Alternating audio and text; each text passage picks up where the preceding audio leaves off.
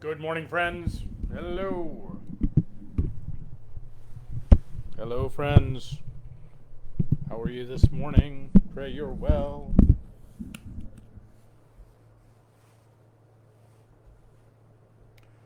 Hope you're doing good today and everything. How are you? Hey, Karen, good morning. How are you? Hope you're doing well. Hello, everybody. Hey, Vicky. I'm at the laundromat. Are you at Laundry Love? Are you at Cam's? I hope that would be fun. Let us know how it is. I was going to stop by this morning, but I got overwhelmed by events. But I'm going to, I'll certainly, after sabbatical, will be more of a presence there for sure. It's such a great little ministry we have going on there. That if you don't know, we in the city are doing this thing called Laundry Love, which at Cam's Laundromat down in a few blocks away, we're helping people get their laundry done. So we're basically doing a couple loads of laundry. The person who's running it from the Baptist Church, John Milkey, my friend Father James Medley from Holy Spirit Church, and a few volunteers from our church. Yes, oh, excellent. I'm so glad you're there, Vicky. That's awesome.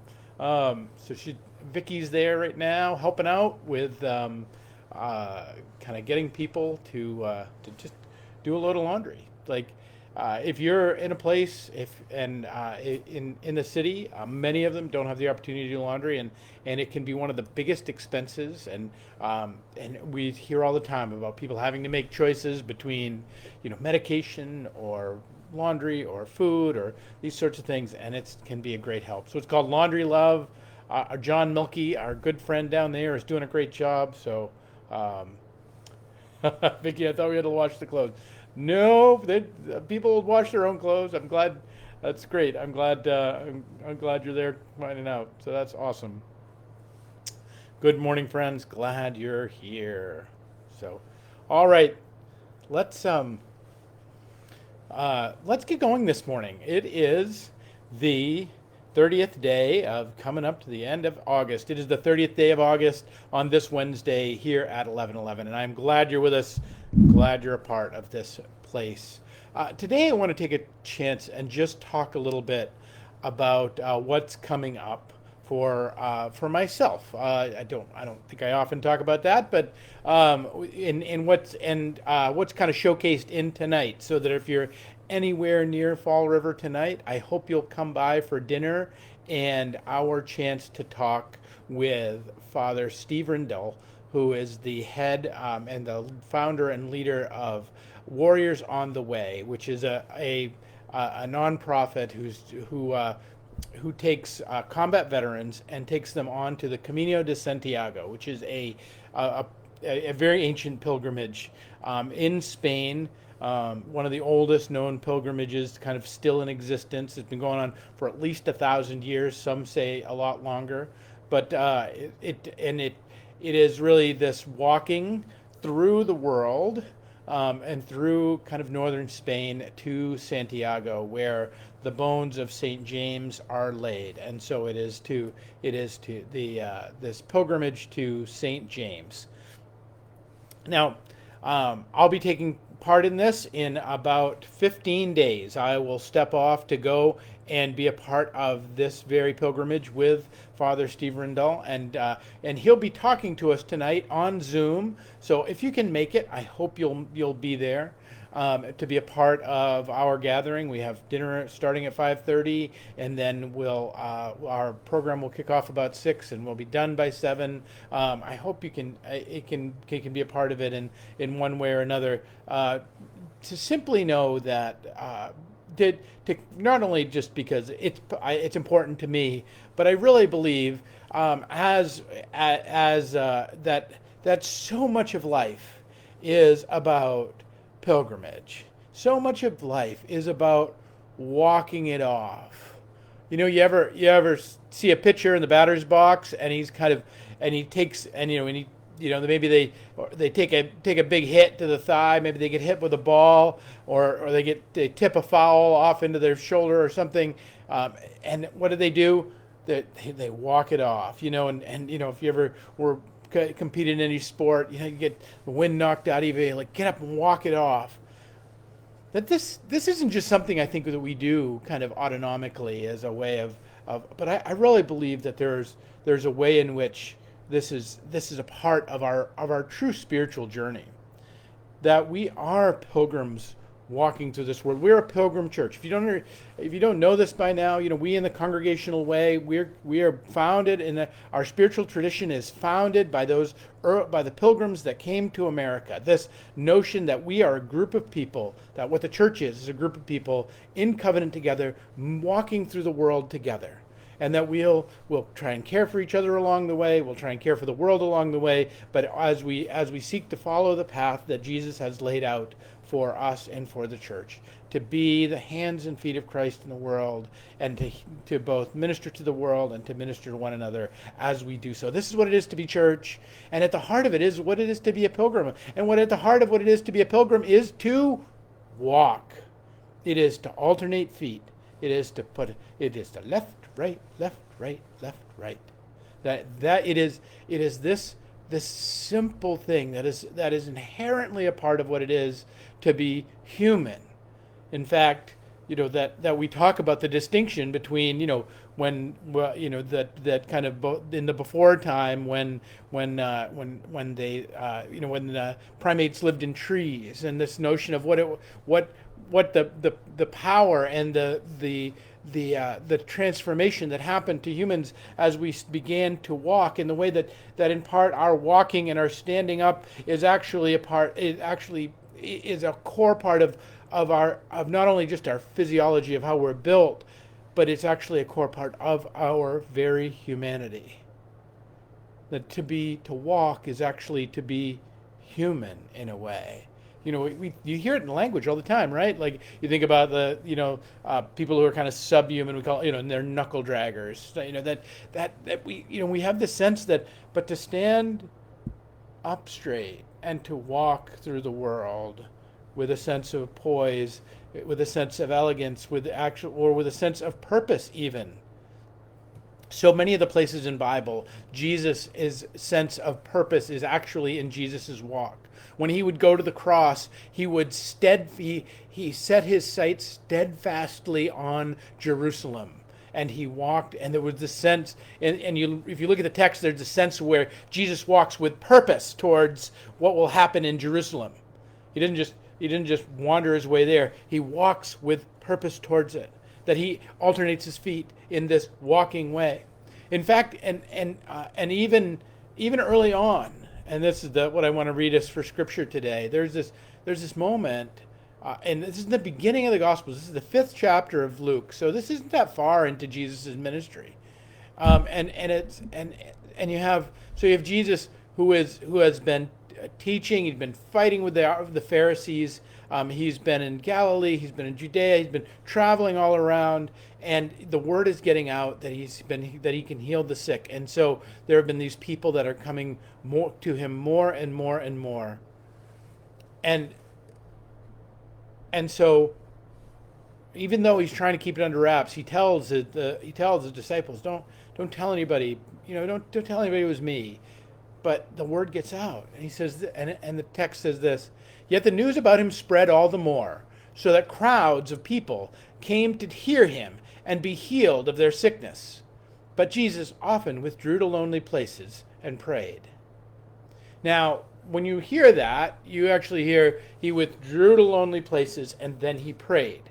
But actually, if you look at kind of how the Greek is, and if you look at some of the other translations, he withdrew to lonely places praying. Is actually more that there's not a this and then kind of thing. It's more a this is what he was doing. Now, what is he doing as he's walking through lonely places? He's walking. He's actually on pilgrimage. He's actually moving through. In fact, one of the greatest hikes in America, the very Appalachian Trail. The reason we have it as an Appalachian Trail today is because of a guy who who survived World War II and saw any number of horrors. And as a result of surviving World War II, even though the trail, the Appalachian Trail, had kind of been there before, he really takes it on as his mission to walk it from stem to stern, to walk it from Georgia to Maine.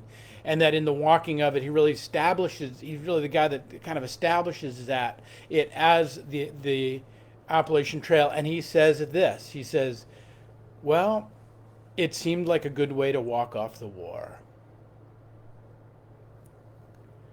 Friends, I don't know about you, but we all are in our wars.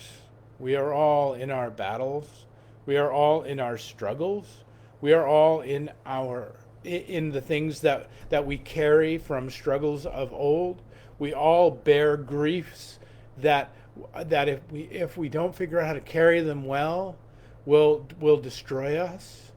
You know, the great illusion is we're going to get rid of our griefs.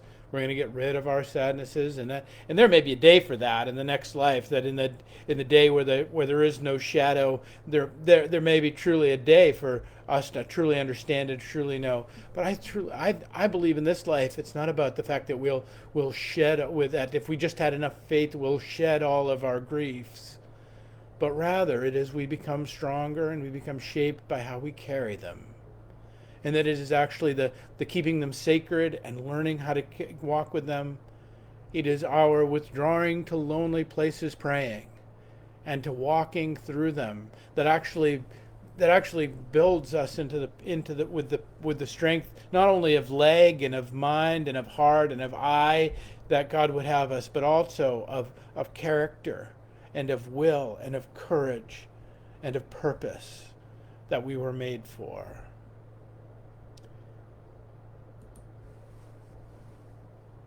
When the crowds come to press in on Jesus, when the Pharisees come and press in on Jesus, he often withdrew to lonely places praying.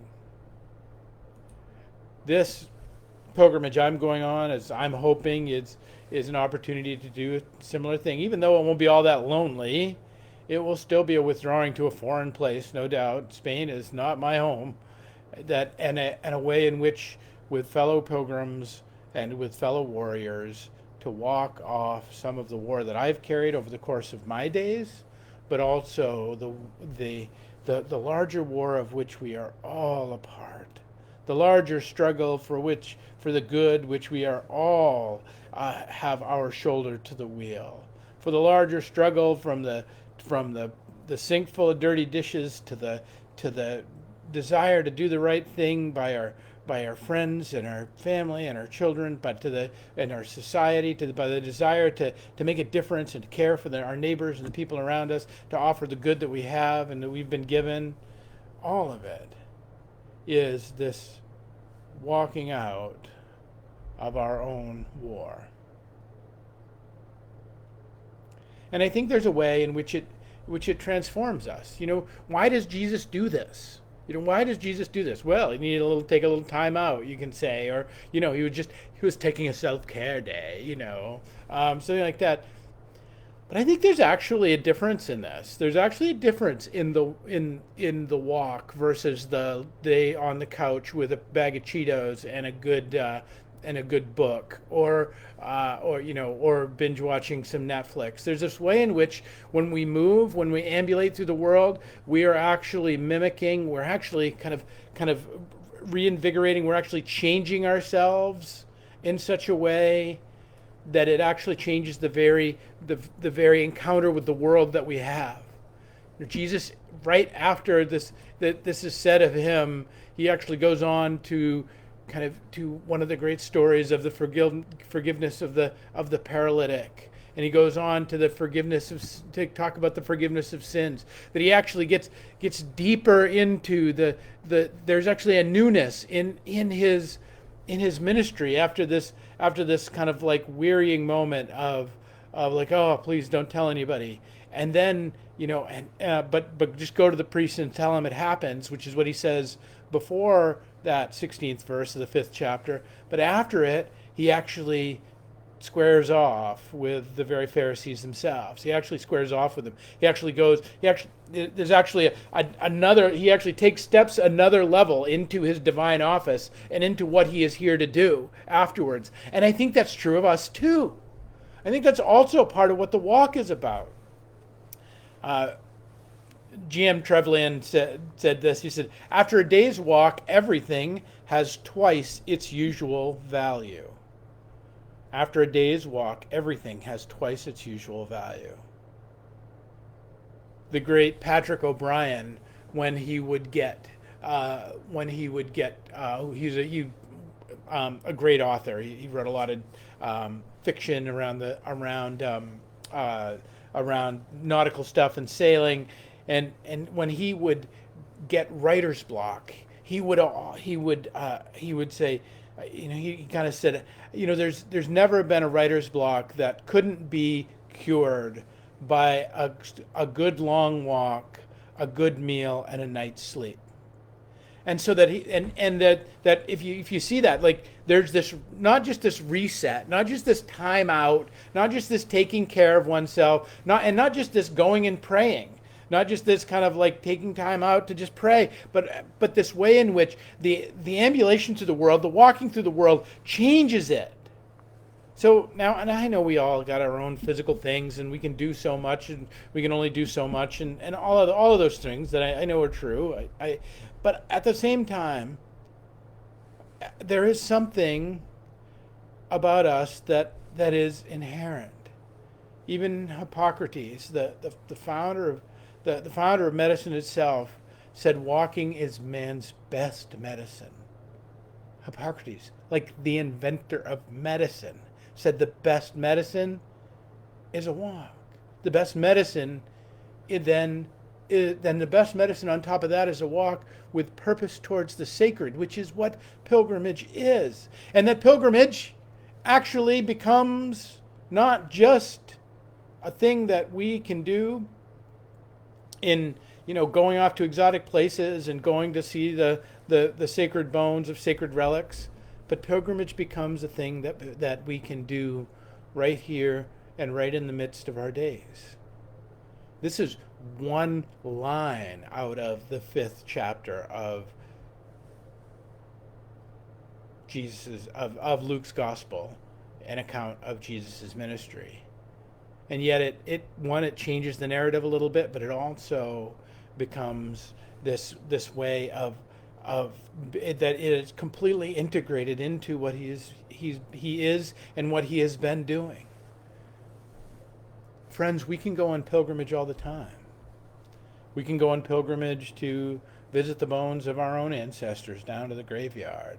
We can go to the bones. We can go visit the seat of government and walk down a town hall. We can walk to the ice cream store and take a pilgrimage to something delicious. We can go to a walk to the music to listen to music and go on pilgrimage to hear something beautiful be a part of resonate within our being. We can go to a pilgrimage to natural beauty, and to that. I mean, this is, I think, part of why we climb mountains, is so that not just for the view, but for that sense of having earned our way, having expressed a desire to be open to the beauty and laying something down to do that. All of this is very, very deep within us. It's very much a part of who we are. So my invitation to you today, I know it's raining outside and it's all right, but I put in 6 miles this morning. I want to invite you to go for a walk. I take that back. I want to invite you to go on a pilgrimage today. I want you to set yourself out to some place, to some things that you might step off and see.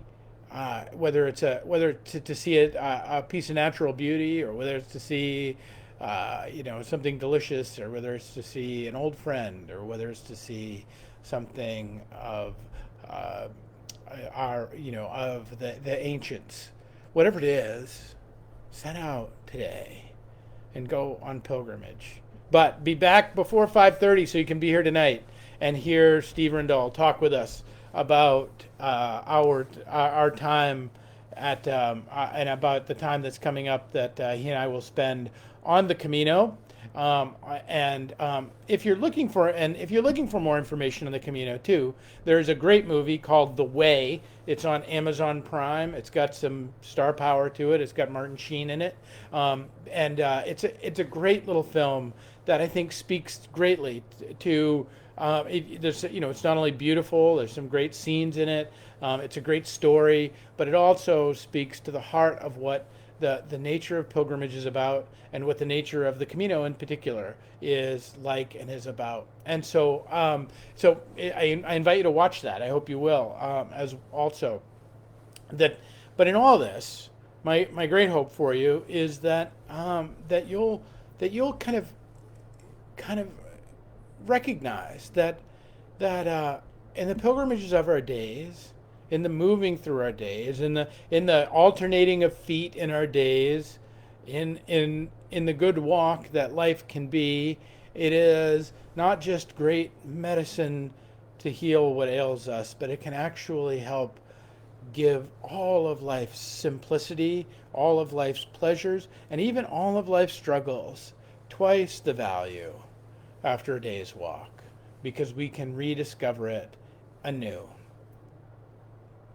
And when Jesus went walking in the desert, when Jesus withdrew to lonely places praying, he did so walking.